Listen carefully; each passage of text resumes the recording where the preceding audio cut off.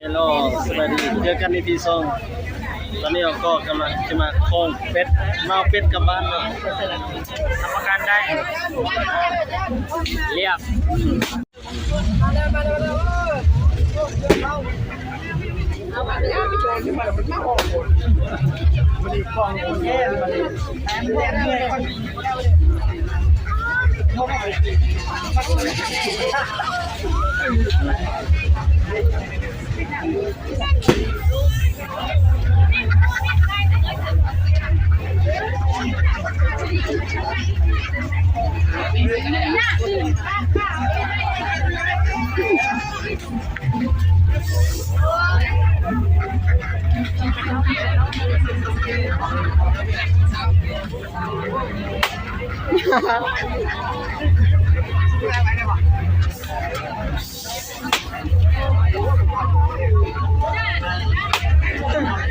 ให้มันหยุดก่อน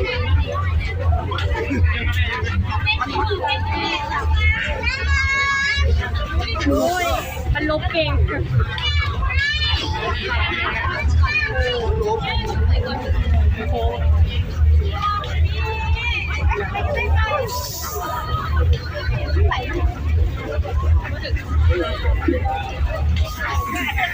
น้อยยังไง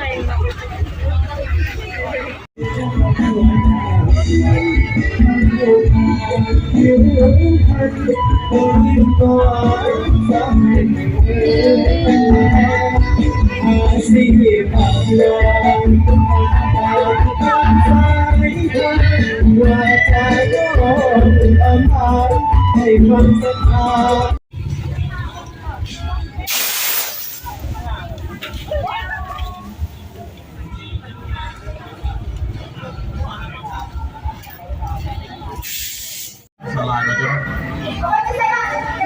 เอายกขึ้นมาบุ๊กไวน์ของพวกเราไวน์เกาหลีเนาะรสชาติลาสเบอรี่เขาจะ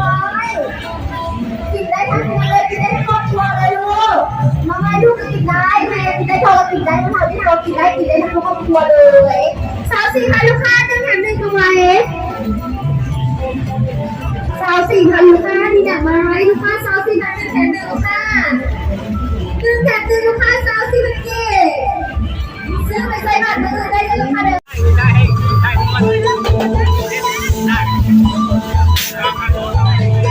Ahora que para dar pela mesmo.